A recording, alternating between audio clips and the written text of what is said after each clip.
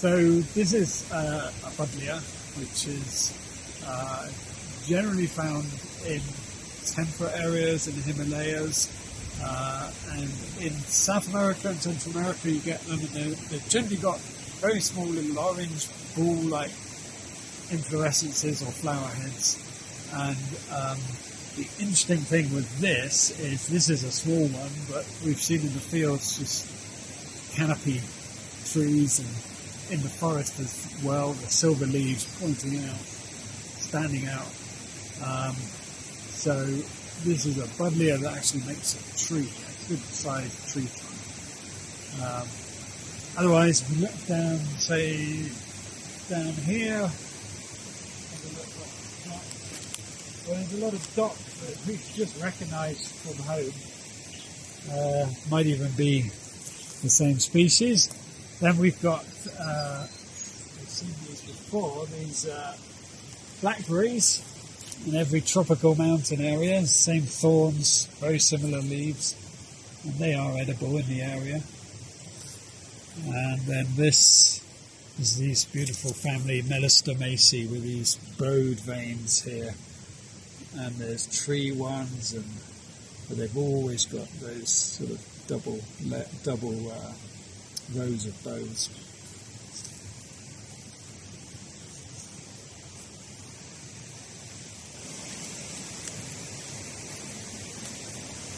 So again, this family, oak, is a beech family as well. Agaceae. Yeah.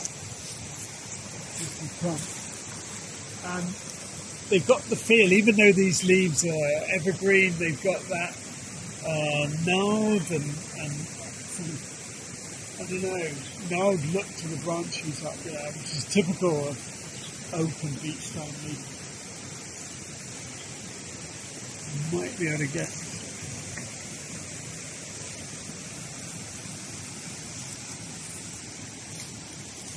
this thing growing on the tree. These are heather family, rhododendron family. We've often got small, well, there we are, red flowers pollinated by hummingbirds. So this is a heather, and you get them up the mountains. As soon as you go down too far in the lowlands, this family disappears.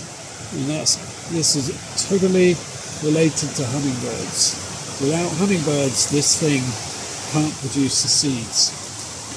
Sort of looks like the rhododendron, thick leaves.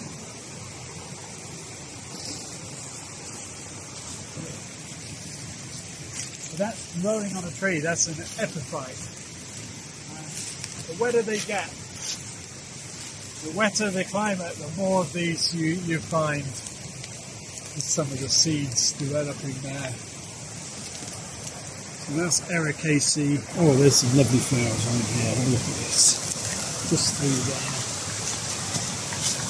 There they are. So hummingbirds will come each day, and the trick of this tree is to keep flowering all through the year. So the hummingbirds have always got something every morning, and then they come. All very humid.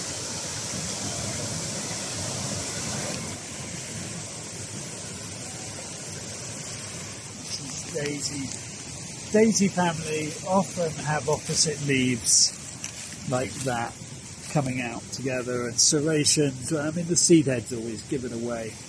Huge family of 20,000 species and more. Now this is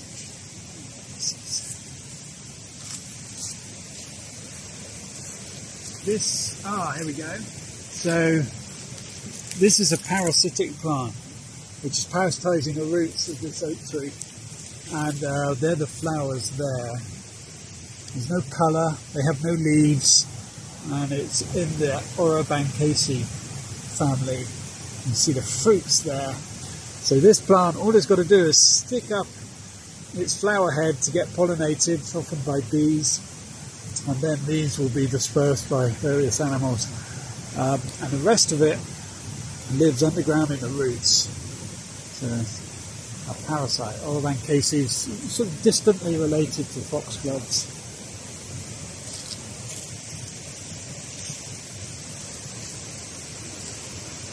So here's an example of the oak we've got in this area.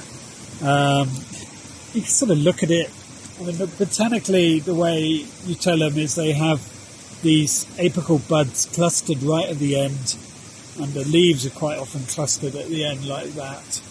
You've got the white lenticels. This, in a way, it's an evergreen oak. Here's even a ghoul. It's the same, well, totally different species, but this is a wasp that makes these sort of ghoul bladders like that. Live inside there. The same with our species of oak.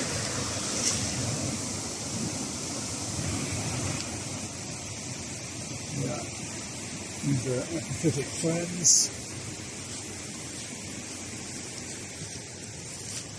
Now here we go. This is what you'll recognise. So that's what we wanted. So there's the acorn cup of an oak. So the acorns come off, fallen off onto the ground, where they're often buried by corvids. There'll be some equivalent word here.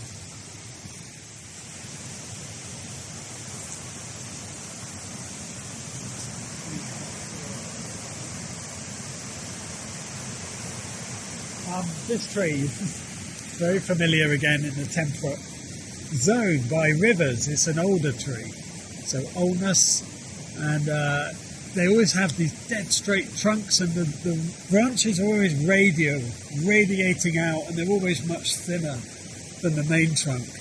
So even though this is a totally different species to our one, you could still recognise it just with that sort of jizz.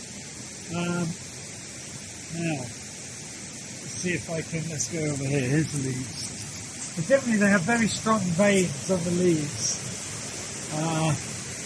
It's very similar, this, to the European one. These are the catkins, and there's the old ones, just like in temperate Europe. And the veins of the leaves really strongly delineated all the way to the edge. And that is in the birch family, Quetzalaceae. And if you look at that catkin, it's sort of similar to a birch catkin. And they're nitrogen fixers. They always live by the streams here, and same in Britain. Like legumes, they add nitrogen to the soil. So pretty useful food. We've got, again, this mix of temperate here and tropical things. What this is, so this has got opposite leaves, could be a prunus, but without a flower or a fruit. Not going to get that. I always check for a little leaf in between. If it has, it's poppy family, but this to me, probably fruits. Yeah, there's a cherry-like fruit there, which pretty much definitely forest. There's a lot of birds are evident. You know, the mellostones here have fruits. This thing's a fruit for birds. Forest. There's a lot of birds are evident. You know, the mellostones here have fruits. This thing's a fruit for birds. So here's a big leaf. This thing we've been seeing today, it's in the hibiscus family, but those buds look very similar to hollyhock and hibiscus. The family's often got hairs, secondary forestry.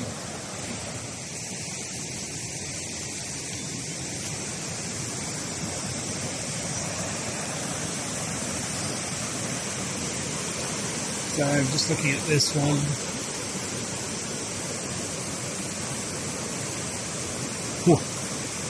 First impression, it looks like a privet, Oleaceae, but I don't know what it's going to be. Here are whether these are flower buds or fruit. They look like flower buds.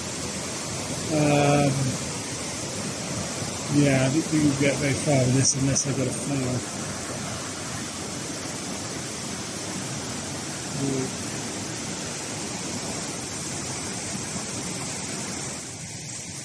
mean, this is the oak again, and it's a really handsome tree. Look at that, beautiful. Little acorn developing there.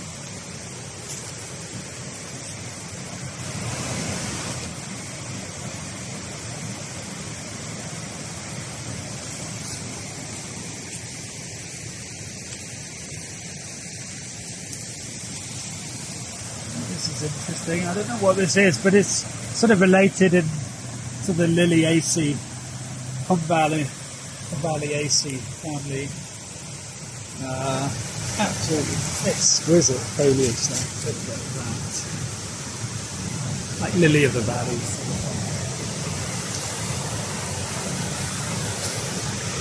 And this one, beautiful. Heart-shaped leaves with lots of bowed veins. This is not Melastomaceae, it's a climber. This is Dioscoriaceae. This is the yam family. And there's the flowers, really small, often have berries which are a little bit poisonous. Can you see that? They're so small there. Dioscoriaceae. They've always got these heart-shaped leaves with the bows in. Bryony in Britain, in the UK, which is the same family.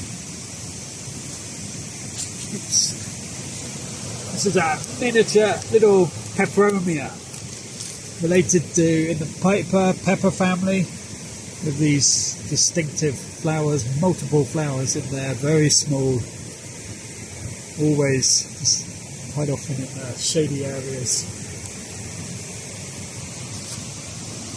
Bamboo, very ornamental in this forest. Triskia.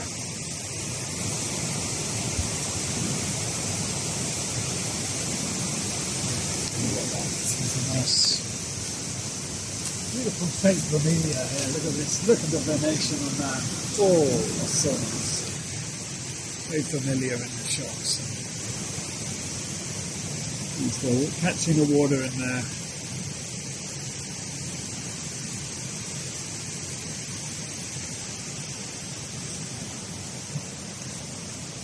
There's another Melastomaceae. Sort of herb-like and with these bowed veins, but this time it's a shrub, so even though these leaves are really small, that character still holds true. Often they have flamboyant flowers.